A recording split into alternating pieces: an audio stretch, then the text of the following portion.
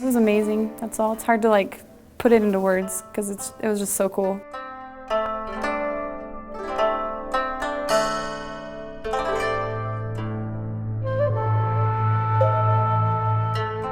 My name is Amandine Giraud-Carrier. I'm originally from France, kind of lived all over the place, studying elementary education, minoring in immersion and French teaching, and I did my student teaching in China. It was actually super random the way it happened, because when it was presented to us, I kind of brushed it off because I wasn't completely done with my studies, so I thought, well, I can't do my student teaching if I'm not done, so I didn't really pay attention the rest of the meeting. But one day later, that semester, my friend was cleaning out her binder and she handed me the handout and just jokingly said, "Here, take this, you can have it." So I grabbed it and I was reading over it and I was like, oh my gosh, I'm gonna go to China, guys. I also like the whole cultural aspect. I'm very open to different cultures and learning about them and that kind of settings, and I don't know, it was just really appealing to me to go to China. I taught at an immersion school, one of the best immersion schools from that area. The man who founded it actually did his studies at BYU, so there's lots of connections between the two. So every day I'd go from like 7:30 till 5, observe and teach a group of second graders. I had 2 second grade classes, so 60 students in all.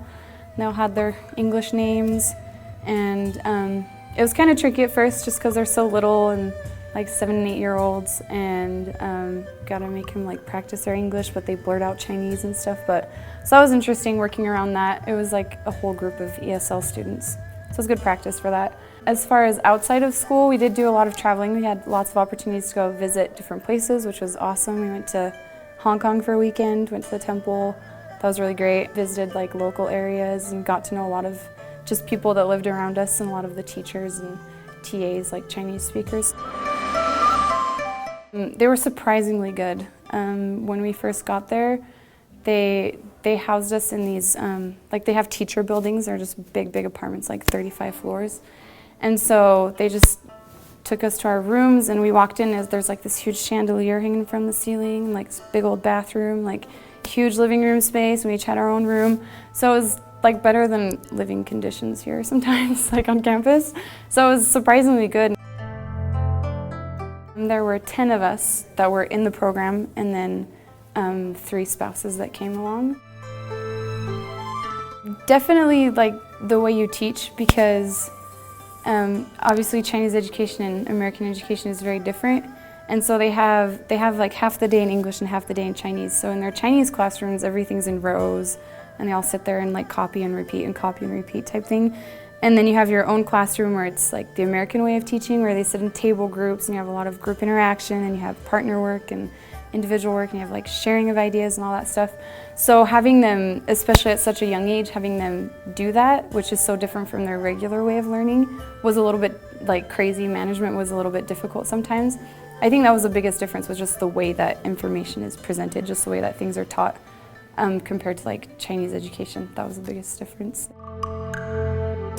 Just having it so that all of the students were ESL students in a way was really eye-opening to me, because you know, you take all those classes where it's like, well, think about all the students individually and make sure they're all doing great, and you just keep that in mind. And I never really applied that to teaching, and student teaching is a great way to apply like everything you learn.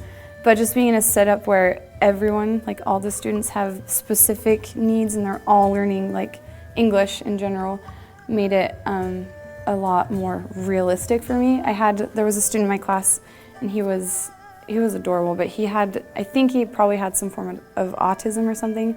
And in China, they don't address that. They just either put them in a mainstream classroom or they just don't go to school. It's just kind of like frowned upon type thing, like we don't handle those kind of situations in school. So, but he was in my classroom, and so he wasn't very like attentive, and he had a really hard time focusing, and like never really, I don't know, paid attention in class and such. And so I worked really hard on getting him to that point where he would pay attention, he would enjoy learning, and eventually he did. His mom came and talked to me at the end of the year, and she was really happy about like the progress he made. And I think through that experience, I just learned that each individual student, even like across the world in China, like each student is important and special, and they're like children of God, and it's just like every one of them has special gifts and talents and things that they can bring to the classroom. It was a little complicated. We couldn't openly talk to anybody about it. So they specifically told us in our prep courses, like, never to talk to anybody about it. If they ask you questions, you kind of avoid it or just, I don't know, refer them to something else. Just, you couldn't really talk about anything. So the only people that we could talk to about like the church and stuff were other Westerners. So we just had to like show it through our actions and through the things that we did, and it was a noticeable difference. As far as church goes, it was really interesting the first couple of times. They did like Skype calls because there were so many different, like there were 4 different branch groups, and so we'd like do it over Skype, and then they finally got a building that they could meet in. They like rented a room in a hotel, like a conference room, and then they, like right before we left, they had just finished like a construction of a church and stuff. So it's really cool. It's exciting to see like the church going places in China. We did have some prep courses that we took. Well, just one prep course. We met once a week for about 6 weeks. I don't think anyone's ever like super prepared for some crazy cultural experience on the other side of the world. Like it's just like surprise when you get there. But we did like get prep courses for like the culture. We talked a lot about like, we had a presentation on pop culture one day about like music and TV and like all the stuff that Chinese people like. We talked about food, like transportation, like places we would possibly want to visit. Talked a lot about the school and like the environment and where we would live. There were a lot of expectations that we had, that I had at least when I got there, and it was totally different in my mind than what it was in reality. But I feel like we got a good feel for what we were expected and what we were expecting when we got there. I think anybody could. It's challenging for sure. It was hard. It was just so different from what it is here. But I would recommend it to anybody who's like open to like a different culture, because you do get a whole learning experience with culture at the same time. And it's also just, I don't know, I would recommend it to anybody who's open to that kind of thing, who's very open-minded, who's ready for like an adventure at the same time. It was amazing, that's all. It's hard to like put it into words because it was just so cool. Like, I don't know how to express it. It was just awesome.